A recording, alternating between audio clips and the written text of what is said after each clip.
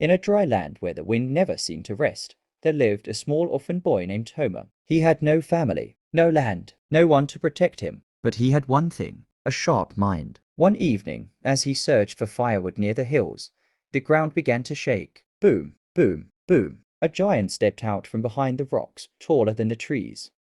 Arms like tree trunks, eyes cold and hungry. I smell a human, the giant growled. Toma froze. He knew he couldn't run, he couldn't fight. Strength would fail him. So he bowed. Great giant, Toma said calmly, you're just in time. The giant blinked. In time for what? For the feast, Toma replied.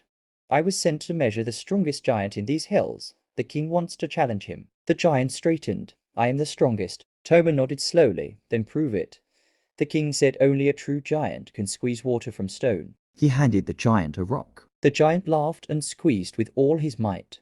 Veins bulged, muscles strained. Nothing. Toma reached into his small bag and secretly grabbed a piece of cheese wrapped in cloth. He held it up like a stone and squeezed. Water dripped down his fingers. The giant's eyes widened. Before he could speak, Toma said, and only the strongest can throw a stone so high it never returns. The giant hurled the rock into the sky. It crashed back down seconds later. Toma pretended to throw his stone, but secretly kept it hidden. They both waited. The giant looked up and waited and waited. It hasn't come down yet, Toma whispered.